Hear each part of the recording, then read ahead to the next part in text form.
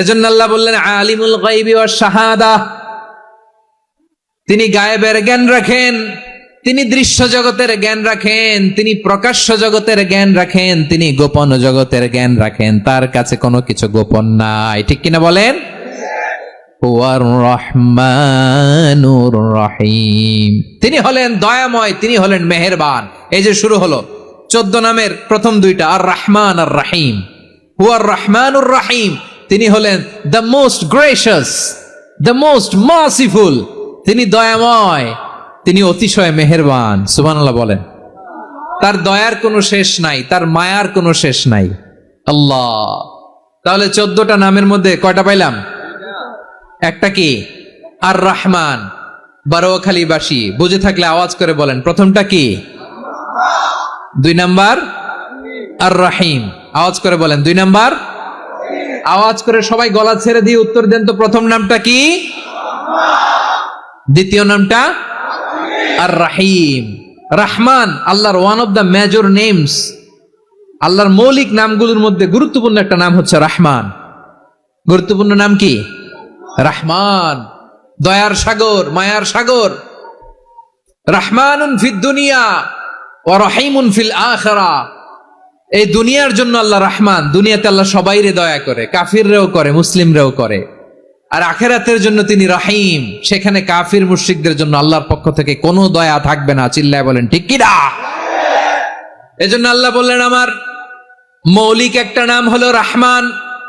আল্লাহর পরে অন্য কোন নাম দিয়ে যদি তোমরা আমার নাম প্রকাশ করতে চাও, জপতে চাও, ডাকতে চাও, তোমরা রহমান নামে ডাকো। রব্বুল আলামিন ইরশাদ করেন, কুলিদুল্লাহ আউইদুর রহমান আইয়াম্মা তাদউ ফালাহুল আসমাউল হুসনা। আমাকে আল্লাহ নামে ডাকো, কিংবা আমি আল্লাহকে রহমান নামে ডাকো, যে নামেই ডাকো না কেন আমার আছে অনেকগুলো সুন্দর সুন্দর নাম। যে নামেই ডাকো আমি শুনি, ডাকলেই আমি সাড়া দেই। সকালে ডাকলেও সাড়া দেই, দুপুরে ডাকলেও সাড়া দেই, মাঝ রাতেও যদি আমরা বিপদে পড়ি, ডাকলে আমাদের ডাকে সাড়া দেয় কে? সবাই বলুন তো, সাড়া দেয় কে? আবার বিশ্বনবী যখন মক্কায় দাওয়াত দিচ্ছিলেন, তিনি মাঝে মাঝে আল্লাহর নাম বলছিলেন, মাঝে মাঝে তিনি রহমান নাম বলছিলেন। যখন তিনি বললেন ওয়াইদা কিলা লাহুম উসজুদু লিররহমানি ক্বালু ওয়ামার রহমান। বিশ্বনবী মক্কায় যখন মক্কার কাফিরদেরকে, কুরাইশদেরকে বলল তোমরা রহমানকে সেজদা দাও, রহমানের ইবাদত করো, রহমানের জন্য সেজদায় লুটিয়ে পড়ো, মক্কাবাসী বলে রহমান আবার কে? রহমান রে তো চিনি না। রহমানকে আল্লাহ চিনি, রহমান চিনি না। মক্কাবাসী কি বলে? কারে চিনে?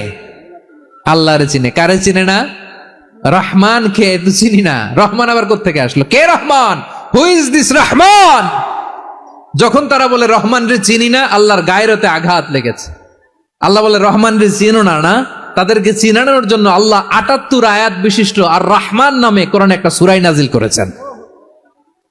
যখন মক্কার কুরাইশরা বলে আল্লাহ চিনি, রহমান চিনি না, আল্লাহ বলে রহমান রে চিনো না, তাহলে চিনে নাও রহমান নামে। তিনি 78 আয়াত বিশিষ্ট কালামুল্লাহ মাজিদে একটা গোটা সূরা নাজিল করে দিয়েছেন। তিনি নাজিল করলেন, আর রহমানু আল্লামাল কুরআনা খালাকাল ইনসানা আল্লামাহুল বায়ান।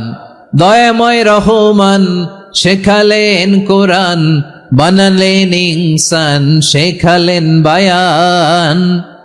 দয়াময় রহমান শেখালেন কোরআন, বানালেন ইনসান, শেখালেন বায়ান।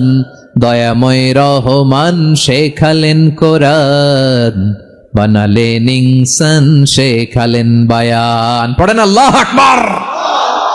আল্লাহ বলে রহমান কারে বলে চেনো না? শুনে নাও, 78 আয়াত বিশিষ্ট গোটা একটা সূরা নাজিল করে দিলাম, সূরাতু আর রহমান। আর রহমান তিনি দয়ালু, আল্লামাল কোরআন, তিনি মানুষকে কোরআন শিখিয়েছেন। খালাকাল ইনসান, মানুষ বানিয়েছেন। আল্লামাহুল বায়ান, মানুষকে কথা বলা, বর্ণনা করা শিখিয়েছেন। পড়েন সুবহানাল্লাহ। গোটা একটা সূরা নাজিল করেছেন, সূরাতু আর রহমান। আমার বারোয়াখালীর ভাইয়েরা, তার নাম হচ্ছে আর রহমান আর রাহিম, মানে দয়াময়, মেহেরবান। তার দয়া যে কত বেশি আপনি কল্পনাও করতে পারবেন না, আপনি কল্পনাতেও আনতে পারবেন না তার দয়া কত বেশি। বিশ্বনবী সাল্লাল্লাহু আলাইহি ওয়াসাল্লাম ফরমান, লাম্মা কাদাল্লাহুল খালকা কাতাবা ইনদাহু ফাওকা আরশিহি, আল্লাহ যখন মহাবিশ্বের সব সৃষ্টি করে সারলেন, তিনি আরশের উপরে লিখলেন সাবাকাত রাহমাতি গাদাবি, সাবাকাত রাহমাতি গাদাবি। কোথায় লিখছে? আরশের উপরে। আওয়াজ করে বলেন তো কোথায় লিখেছে? আরশের উপরে আল্লাহ লিখলেন সাবাকাত রাহমাতি গাদাবি। এর মানে হলো আমার দয়ার কাছে, আমার ভালোবাসার কাছে আমার ক্রোধ পরাজয় বরণ করেছে, আমার দয়ার কাছে আমার রাগ কিংবা ক্রোধ পরাজয় বরণ করেছে। মানে আমি আল্লাহর দয়া আছে, আবার আমি আল্লাহর ক্রোধ বা রাগ আছে, কিন্তু আমি আল্লাহর রাগের চেয়ে দয়া বেশি। আওয়াজ করে বলেন, আল্লাহর রাগ বেশি না দয়া বেশি? আল্লাহর যদি রাগ থাকতো আমরা বাঁচতে পারতাম? যে পরিমাণে আকাম কুকাম আমরা করি, অপকর্ম করি, অন্যায় করি, জুলুম করে জুলুমের আড্ডাখানা বানিয়ে রেখেছি গোটা দুনিয়াকে, আল্লাহ যদি মুহূর্তে মুহূর্তে রেগে যেতেন আমরা বাঁচতে পারতাম? মহাবিশ্ব সৃষ্টির পরেই তিনি আরশের উপরে লিখেছেন সাবাকাত রাহমাতি গাদাবি, মানে আমি আমার দয়ার কাছে আমি আল্লাহর ক্রোধ, রাগ, ক্ষোভ এটা পরাজিত হয়েছে। সুবহানাল্লাহ বলেন। আবার বিষ্ণু বললেন জাআলাল্লাহুর রাহমাতা মিয়াতা জুজ, আল্লাহ দয়ার ভালোবাসাকে 100 টুকরা করলেন। 99 টুকরা দয়া মায়া ভালোবাসা আল্লাহ নিজের কাছে রেখে দিলেন, আর 1 টুকরা দয়া মায়া ভালোবাসা আল্লাহ গোটা বিশ্বের সবার মাঝে ঢেলে দিলেন। দয়া মায়া ভালোবাসা 100 টুকরা করে আল্লাহ নিজের কাছে রাখছেন কয় টুকরা? সবাই বলেন 99 টুকরা। আর গোটা বিশ্বের সবার মাঝে ভাগ করে দিয়েছেন কয় টুকরা? এবার এই 1 টুকরার নমুনা দেখেন তো পৃথিবীতে। স্বামী স্ত্রীর জন্য কত ভালোবাসা, বন্ধু বন্ধুর জন্য কত ভালোবাসা, গার্লফ্রেন্ড বয়ফ্রেন্ডের জন্য গলায় ফাঁস লাগায়, আছে না নাই? এই এখন গলার আওয়াজ বাড়ছে ইয়াংদের। হুজুর এখন গার্লফ্রেন্ড বয়ফ্রেন্ডের ভিতরে ঢুকছে, এখন আমরা আছি হুজুর। জেগে উঠছে বারুয়াখালী। দেখেন এই তো কয়েকদিন আগেই তো, কত বছরের 12 না কত বছরের এক মেয়ে, কত বছর? 11। ওই দেখেন সব মুখস্থ দুষ্টগুলার, আর কিছু মুখস্থ না থাকলে এগুলো মুখস্থ। 11 বছরের, তার কি বলবো, তরুণীও তো না, কিশোরী। এই কিশোরী ভালোবাসার টানে বাপ মা থুইয়া চলে গেছে কোথায়? দেখেন ভালোবাসারে আল্লাহ 100 টুকরা করেছেন, 99 টুকরা ভালোবাসা আল্লাহ নিজের জন্য রেখেছেন, 1 টুকরা আমাদের সবাইকে ভাগ করে দিয়েছেন। যত পাখি আছে পৃথিবীতে, যত মাছ আছে, যত প্রাণী আছে, যত মানুষ আছে, যত জিন আছে, আমরা সবাই মিলে পেয়েছি ভালোবাসার কয় টুকরা? আর আরশে আজিমের অধিপতি আল্লাহ, তিনি তার কাছে ভালোবাসা রেখে দিয়েছেন কয় টুকরা? তাহলে এবার আওয়াজ করে বলেন, আল্লাহর রাগ বেশি নাকি দয়া বেশি?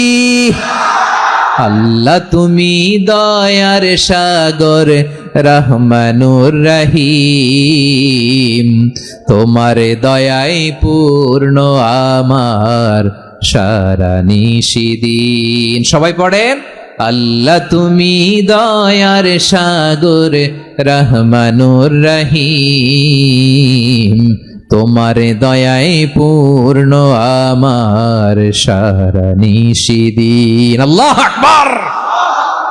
আল্লাহ বলেন রাহমাতি ওয়াসিআত কুল্লা শাই, গোটা বিশ্বের সব জায়গায় আমি আল্লাহর রহমত বিস্তৃত, এমন কোন জায়গা নাই যেখানে আমি আল্লাহর রহমত নাই। ঠিক কিনা বলেন?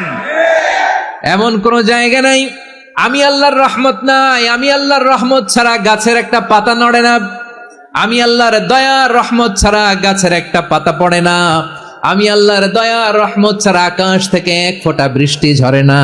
তিনি হলেন রহমান, তিনি হলেন রাহিম। ঠিক কিনা বলে? আল্লাহরে চিনতেছেন? আলোচনার বিষয় কি? আসুন আমাদের রবকে চিনি।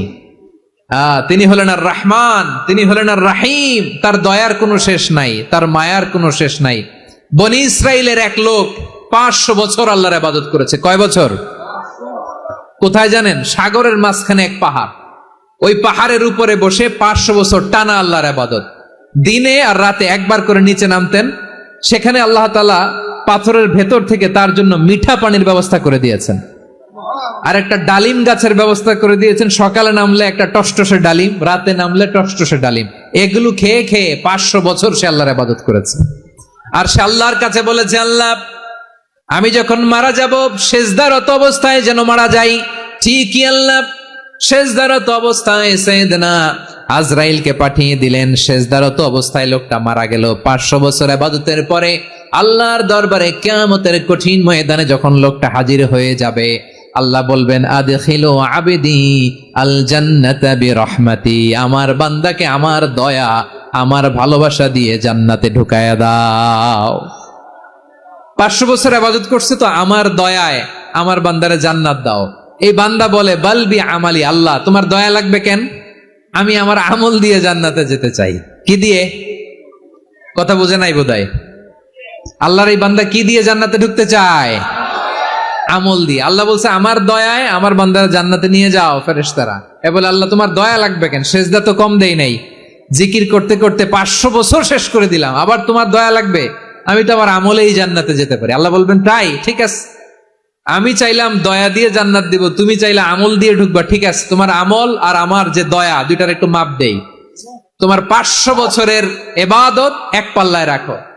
আর আল্লাহ বললেন আমি যে দয়া করে এই দুনিয়ার নাজ নেয়ামত বিউটি সৌন্দর্য দেখার জন্য তোমারে দুটা চোখ দিয়েছিলাম, দুটা নয় একটা চোখ আরেক পাল্লায় রাখো। রাখা হবে, দেখা যাবে ওই 500 বছরের ইবাদত হালকা হয়েছে আর মুহূর্তের মধ্যে আল্লাহর দেয়া একটা চোখের নেয়ামত ভারী হয়ে গিয়েছে। আল্লাহ বলবেন তোমার কথা মতো মাপ দেয়া হলো, এবার ফলাফল দেখো, হিসাব বলে তুমি এখন জাহান্নামে যাবা, go to the hell fire, যাও এবার জাহান্নামে যাও। মাপ জোখে যখন আসছো আমার সাথে হিসাব ক্যালকুলেশন, যাও তুমি এবার জাহান্নামে যাবা। এবার লোকটা কাচুমাচু করে বলে আল্লাহ আমি বুঝি নাই, আল্লাহ আমি বুঝতে পারি নাই, খেয়াল করি নাই, তুমি আমারে ক্ষমা করো, তুমি আমারে মাফ করো। ও আল্লাহ এবার আমি টের পেয়েছি, এবার আমি বুঝতে পেরেছি তোমার দয়া ছাড়া দুনিয়ায় কেউ জান্নাতে যেতে পারবে না, কেউ পারবে না। আল্লাহ বললেন ওরে গোলাম তুই তো কিছুই ছিলি না, অস্তিত্বহীনতা থেকে তোরে অস্তিত্বে আনলো কে? ওই ছোট্ট শুক্রাণু থেকে মায়ের পেটে 9 মাস তোরে খাবার দিয়েছে কে? আবার সুস্থতার সাথে দুনিয়ার বুকে তোরে ডেলিভারির ব্যবস্থা করে দিল কে? আবার তোর মায়ের বুকের ভেতরে 2টা খাবারের লাইনের ব্যবস্থা করে দিল কে? আবার তোকে শৈশব পেরিয়ে কৈশোর পেরিয়ে তারুণ্য, তারপরে যৌবন, এগুলো দান করলো কে? তার চেয়েও বড় কথা, পাহাড়ের মাঝখানে সাগরের মাঝখানে 500 বছর ইবাদত করার শক্তি তোর গায়ে দিয়েছে কে? এই সাগরের মধ্যে লোনা পানি লবণের পানি মুখে দেয়া যায় না, সেখান থেকে আমি পাহাড়ের ভেতর থেকে মিঠা পানির ব্যবস্থা করে দিলাম, ওই জায়গায় তোরে রিজিকের বন্দোবস্ত করলো কে? সকাল বিকাল 2 বেলা টসটসে ডালিম খাওয়ার ব্যবস্থা করে দিল কে? তোর আবদার ছিল আল্লাহ আপনি আমারে সেজদারত অবস্থায় রুহু কবজ করবেন, তোর শেষ আবদারটাও পূরণ করেছে কে? ও গোলাম আমার রহমতের তুলনায়, আমার নেয়ামতের তুলনায় তোর 500 বছরের ইবাদতের কোনো ওজনই হবে না। গোটা বিশ্বের কেউ কোনোদিন আমার জান্নাতে ঢুকতে পারবে না আমি আল্লাহর দয়া ছাড়া। হুয়া রহমানুর রহিম, তিনি দয়াময়, তিনি মেহেরবান। জিব্রাইল আলাইহিস সালাম বিশ্বনবীর এই লম্বা হাদিসটা যখন শোনালেন, আমি যা যা বলছি এটা বিশাল এক হাদিসের অনুবাদ, বললেন ইয়া মুহাম্মদ এই দুনিয়ার সবটাই চলে আল্লাহর রহমত দিয়ে। হাদিসের শেষ কথা, সব চলে আল্লাহর কি দিয়ে? তখন বিশ্বনবী সাহাবাদের বললেন ও সাহাবারা শোনো, আল্লাহর জান্নাতে কেউ কোনোদিন প্রবেশ করতে পারবে না তার রহমত ছাড়া। সাহাবারা বললেন ইয়া রাসূলুল্লাহ আপনিও না, আপনিও কি আল্লাহর রহমত ছাড়া প্রবেশ করতে পারবেন না? বিশ্বনবী বললেন না আমিও না, আমি বিশ্বনবীও আল্লাহর জান্নাতে আল্লাহর রহমত ছাড়া ঢুকতে পারবে না, তবে কিয়ামতের দিন আল্লাহর রহমত আমার চারদিকে বেষ্টনী দিয়ে থাকবে। আল্লাহ নিজের পরিচয় দিয়ে বললেন আলিমুল গায়বি ওয়াশ শাহাদাতি হুয়ার রহমানুর রহিম, আমি হলাম রহমান, আমি রাহিম। আল্লাহরে চিনছেন? ও বারোখালীর ভাইয়েরা আপনার রবকে চিনতে পারতেছেন? তিনি দয়ার সাগর, তিনি মায়ার সাগর। তার দয়ার সাগর যে কত বড় আপনার কল্পনাতেও নাই। এজন্য আপনার পাপ যত বড় হোক, অন্যায় যত বড় হোক, অপরাধ যত বড় হোক, আপনার জুলুম যত বড় হোক, আল্লাহর রহমান নামের দরিয়া তার চাইতেও বড়। আল্লাহ বললেন, খুলিয়া ইবাদিয়াল্লাযীনা আসরাফু আলা আনফুসিহিম লা তাকনাতু মির রাহমাতিল্লাহ ইন্নাল্লাহা ইয়াগফিরুয যুনুবা জামিআ ইন্নাহু হুয়াল গফুরুর রহিম। ও আমার গুনাহগার বান্দারা শোনো, জুলুম করেছো, ভুল করেছো, অন্যায় করেছো, আল্লাহর রহমত থেকে নিরাশ হয়ো না। আমরা বিশ্বাসীরা কঠিন কালে আল্লাহর রহমত থেকে নিরাশ হব না, ঠিক কিনা বলেন? আল্লাহর রহমত থেকে নিরাশ হবেন? ভুল করে ফেলছেন, আরে ভুল তো সবাই করে, পাপ হইছে, আরে পাপ তো সবার আছে, আপনারা সবাই পাপী, সবাই পাপী। যত পাপ হোক, ভুল হোক, অন্যায় হোক, অনুতপ্ত হয়ে তওবা করে ওযু করে জায়নামাজটা বিছিয়ে সেজদা দিয়ে চোখের পানি ছাড়েন। চোখের বেয়ে পড়া পানি আল্লাহর কাছে যে কত প্রিয়। অনুতপ্ত বান্দার চোখের পানির ফোঁটা তার চোখ বেয়ে নাকের ডগা বেয়ে জমিনে ড্রপ করার আগেই আল্লাহর ওই বান্দার সব গুনাহ মাফ করে দেয়। আল্লাহ বললেন, আমি রহমানুর রহিম, আমি দয়াময়, আমি মেহেরবান।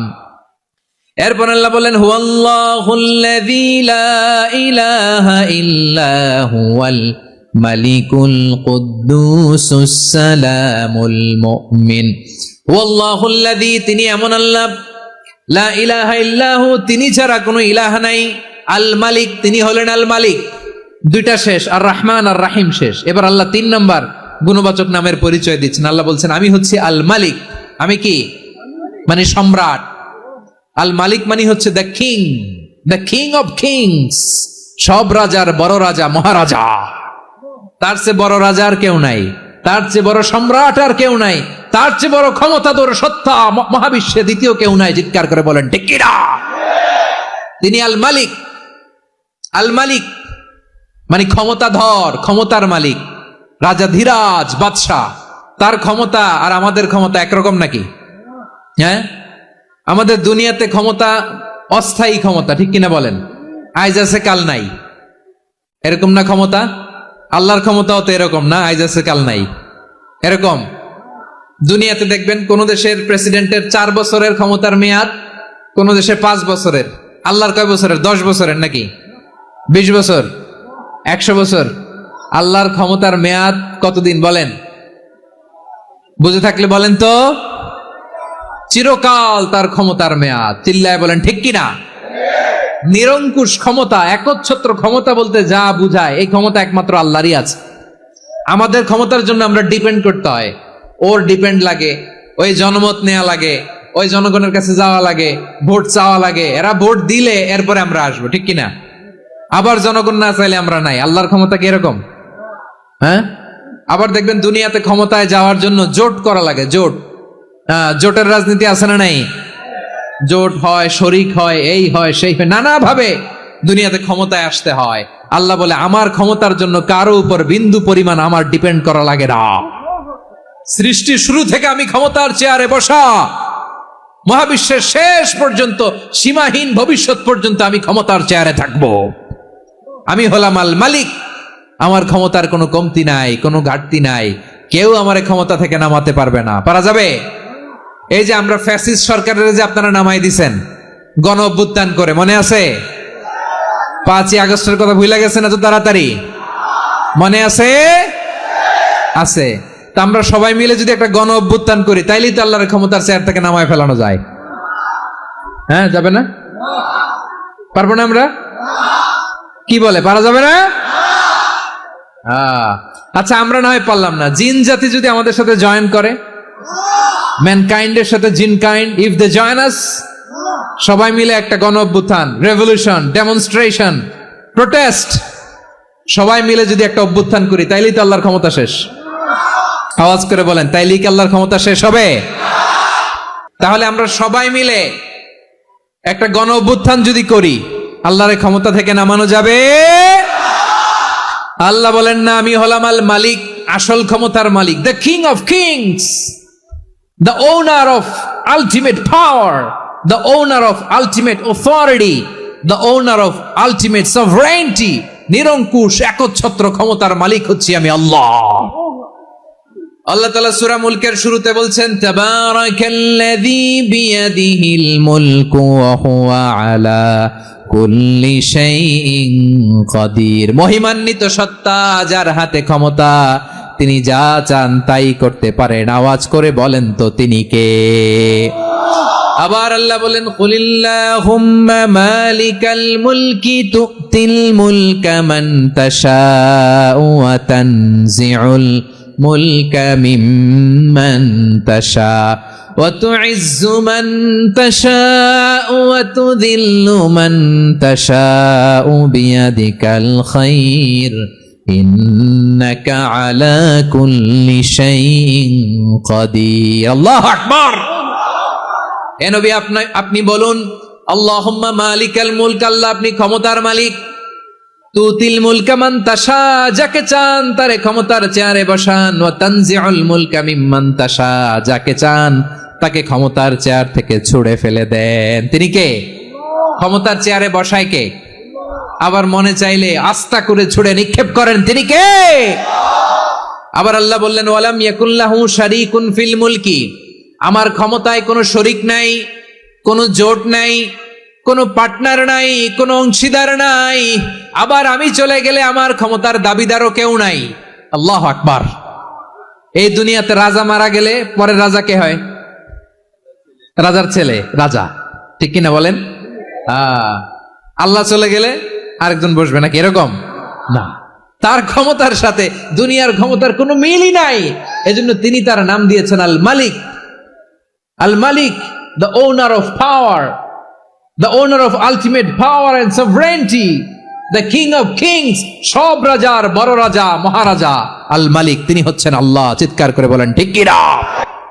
তিনি আসল ক্ষমতার অধিকারী। দুনিয়াতে যে আমরা ক্ষমতা নিয়ে কামড়াকামড়ি করি, মারামারি করি, কিয়ামতের দিন আল্লাহ জিজ্ঞেস করবেন কই তোদের ক্ষমতা, আজকে বল। কিয়ামতের সময় সব মানুষগুলো যখন ইন্তেকাল করবে, সব জিনেরা যখন ইন্তেকাল করবে, সব ফেরেশতারা যখন ইন্তেকাল করবে, বাকি থাকবে মালাকুল মাউত।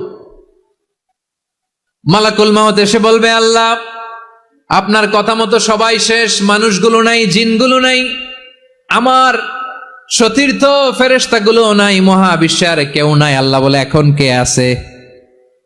মালাকুল মাউত বলবে আল্লাহ তুমি আছো আর আমি। তুমি তো আল হাইয়্যু আল কাইয়্যুম, অবিনশ্বর, শাশ্বত, চিরঞ্জীব, কোনদিন মরবা না, তুমি আছো আর তোমার গোলাম আমি আছি আজরাইল। মহাবিশ্বে কয়জন আছে মাত্র? জোরে বলেন। এক হচ্ছেন আর হচ্ছে মালাকুল মাউত। আল্লাহ তুমি আছো আমি আছি। আল্লাহ বলবে ঠিক আছে, এবার তোমার মরণের পালা, মুত ইয়া মালাকাল মাউত, হে মৃত্যুর ফেরেশতা তুমি মরো। মালাকুল মাউত আল্লাহর আদেশ বাস্তবায়ন করতে যে বিকট একটা চিৎকার দিয়ে মৃত্যুবরণ করবে। ওই চিৎকার দুনিয়ার মানুষেরা, চিৎকারের আওয়াজ যদি দুনিয়ার মানুষেরা শুনতে পেত, দুনিয়ার মানুষের প্রত্যেকের কানের পর্দা ফেটে মুহূর্তের মধ্যে সব লাশ হয়ে জমিনে পড়ে রইত। ভয়ঙ্কর চিৎকার দিয়ে মালাকুল মাউত বিদায় নিবে, কেউ নাই। এবার বলেন তো মহাবিশ্বে মহাশূন্য, কেউ নাই, উপরে নিচে সামনে পেছনে ডানে বায়ে কোন সত্তা, কোন জীবিত সত্তা আর আছে? একজন ছাড়া, তিনি কে? কুল্লু মান আলাইহা ফানি ওয়া ইয়াবকা ওয়াজহু রাব্বিকা যুল জালালি ওয়াল ইকরাম। পড়েন ফাবিআইয়ি আলা ইল্লাল্লাহ লা ইলাহা ইল্লাল্লাহু মুহাম্মাদুর রাসূলুল্লাহ সাল্লাল্লাহু আলাইহি ওয়াসাল্লাম। প্রিয় ভাইরা, আল্লাহ তাআলার অনেকগুলো নাম আছে। আল্লাহ তাআলার এই নামগুলো ধরে তার নাম আমাদের ডাকতে হবে, জপতে হবে। বিষ্ণু ইসলাম বলেন ইন্না লিল্লাহি 99 ইসমান মিআতান ইল্লা ওয়াহিদা। আল্লাহর রয়েছে 99টা নাম, এক কম 100। এক কম, আমরা বাংলায় বলি না যে এক কম 100, মানে আসলে কয়টা? 99টা। বিশ্বনবী বলেন আল্লাহর 99টা নাম আছে, মিআতান ইল্লা ওয়াহিদা, এক কম 100। মান আহসাহা দাখালাল জান্নাহ, যে ব্যক্তি 99 নাম মুখস্থ করে তার সিনার ভেতরে রাখবে, আল্লাহ তাআলা তাকে জান্নাত দিয়ে ধন্য করে দেবে। এবার বলেন আল্লাহর নামগুলো জানার দরকার আছে না নাই? এই নামগুলো আমরা জপব, মুখস্থ করব। এই নামগুলো আগে আয়ত্ত করতে হবে, এই নামের যে অর্থ সেটা অনুধাবন করতে হবে, এই নামের যে দাবি সেটা মানতে হবে। সিবগাতাল্লাহ ওয়া মান আহসানু মিনাল্লাহি সিবগা ওয়া নাহনু লাহু আবিদুন। আল্লাহর রঙে রঙিন হইতে হবে। আমার আল্লাহ দয়ালু, আমরাও দয়ালু হতে হবে। আমার আল্লাহ সহনশীল, আমরাও সহনশীলতার চর্চা করতে হবে। আমার আল্লাহ মেহেরবান, আমরাও মেহেরবান হতে হবে। বিষ্ণু ঈসা ইসলাম আল্লাহর এই চমৎকার সুন্দরতম নামগুলো ধরে ধরে আল্লাহর কাছে চাইতেন। আপনি যখন দোয়া করবেন, আল্লাহর নামগুলো ধরে যদি দোয়া করেন, আল্লাহ ওই দোয়া ফিরায় দেয় না। সুবহানাল্লাহ বলেন। আপনি যদি দোয়ার মধ্যে বলেন ইয়া রহমান, সবাই বলেন ইয়া রহমান, ইয়া রহিম, ইয়া হাইয়্যু, ইয়া কাইয়্যুম। আল্লাহর চমৎকার নামগুলো ধরে ধরে যদি আল্লাহর কাছে ফরিয়াদ করেন, আল্লাহর নামগুলো ডাকে, মুহূর্তেই কবুল করবে কে? বিষ্ণু ঈসা ইসলাম এভাবে আল্লাহর নামগুলো ধরে ধরে জিকির করতেন, আল্লাহর নাম জপতেন। তিনি বলতেন আসআলুকা বিকুল্লি ইসমিন হুয়া লাক, আল্লাহ তোমার যত নাম আছে সব নামের ওসিলায় তোমার কাছে ফরিয়াদ করি, সব নামের ওসিলায়। আনসালতাহু ফি কিতাবিক, যে নাম তুমি তোমার কিতাবে নাজিল করেছো। আও আল্লামতাহু আহাদাম মিন খালকিক, অথবা তোমার কোন সৃষ্টিকে তোমার নাম তুমি জানিয়েছো। আও ইস্তাসারতা বিহি ফি ইলমিল গায়বি ইনদাক, অথবা গায়েবের জ্ঞানে তুমি তোমার নিজের জন্য ওই নামগুলো সংরক্ষিত রেখে দিয়েছো। সব নামের ওসিলায় তোমার কাছে চাই। সুবহানাল্লাহ পড়েন। তার মানে আল্লাহ তোমার যে নামগুলো আমরা জানি এগুলার ওসিলায়ও চাই, যে নামগুলো আমরা জানি না সেগুলোর ওসিলায়ও চাই। আল্লাহর সব নাম আল্লাহ আমাদেরকে জানায় নাই, কিছু নাম জানিয়েছেন, কিছু নাম তিনি জানান নাই। সুবহানাল্লাহ বলেন। আল্লাহ তাআলা তার কিছু নাম কোরআনে উল্লেখ করেছেন, কিছু নাম স্পেশাল কিছু নবীদেরকে জানিয়েছেন, আর কাউকে জানান নাই। কিছু নাম তিনি কিয়ামতের দিন আমাদের সামনে প্রকাশ করবেন যে এটাও আমার একটা নাম, এটা তোমরা কেউ জানতা না। সুবহানাল্লাহ। সারপ্রাইজ হিসেবে আল্লাহ তাআলা রেখে দিয়েছে, কেউ জানে না। কিয়ামতের দিন আল্লাহ তাআলা সেই নামগুলো জানাবেন। আর কিছু নাম আছে সেই নামগুলো আল্লাহ কোরআনেও বলে নাই, কোন নবীরেও জানায় নাই, কিয়ামতের দিনও সারপ্রাইজ হিসেবেও জানাবে না। ওই নামগুলো স্বয়ং খোদ আল্লাহ ছাড়া কেউ জানে না। এজন্য বিশ্বনবী দোয়ার সময় বলতেন, আল্লাহ তোমার যে নামগুলো জানি, যে নামগুলো জানি না, সব নামের বরকতে তোমার দরবারে চাই, সব নামের ওসিলায় তোমার কাছে ফরিয়াদ করি। সুবহানাল্লাহ বলেন। তাহলে সূরা হাশরের মধ্যে আমরা আল্লাহর মোট কয়টা নাম পাবো দেখি, মনে আছে কিনা? হ্যাঁ, কয়টা? আওয়াজ করে বলেন কয়টা? মাশাআল্লাহ। এই 14টা শোনার আগ্রহ আছে? তাহলে প্রিয় বারুয়াখালীবাসী বলেন তো, সূরা হাশরের শেষ 3 আয়াতে আল্লাহর কয়টা নামের দেখা মিলবে? সবাই একসাথে আওয়াজ করে কয়টা? আসুন আমরা শুরু করে দিই। আল্লাহ তাআলা বলছেন হুয়াল্লাহুল্লাযী লা ইলাহা ইল্লা হুয়া আলিমুল গায়বি ওয়াশ শাহাদাতি হুয়ার রহমানুর রহিম। আল্লাহ বলেন হুয়াল্লাহ, তিনি হলেন আল্লাহ। আল্লাযী লা ইলাহা ইল্লা হু, তিনি ছাড়া কোনো ইলাহ নাই। আছে নাকি? বারুয়াখালীবাসী আওয়াজ করে বলেন তো দেখি, আমাদের ইলাহ কয়জন? আর জোরে বলেন। একজন হইলে ভালো না বেশি হইলে ভালো? ওয়া ইলাহুকুম ইলাহু ওয়াহিদুন লা ইলাহা ইল্লা হুয়ার রহমানুর রহিম। আল্লাহ বলেন তোমাদের ইলাহ হলো একজন, তিনি ছাড়া কোনো ইলাহ নেই, তিনি দয়াময়, তিনি মেহেরবান। ইলাহ যদি একজন না হয়ে দুইজন হতো, ঝামেলা আছে না নাই? লাউ কানা ফীহিমা আলিহাতুন ইল্লাল্লাহু লাফাসাদাতা, আকাশ এবং জমিনের মধ্যে ইলাহ একজন না হয়ে যদি মাত্র দুইজন হতো, আকাশ জমিন ভেঙে খান খান হয়ে যেত। ঠিক কিনা বলেন? দুইজন ইলাহ হইলে খান খান হয়ে যেত। আমাদের রব একজন হইলে ভালো না বেশি হইলে ভালো? কথা বুঝতেছেন? আরে একজনের তো মন জোগায় চলতে পারি না, ঠিক কিনা?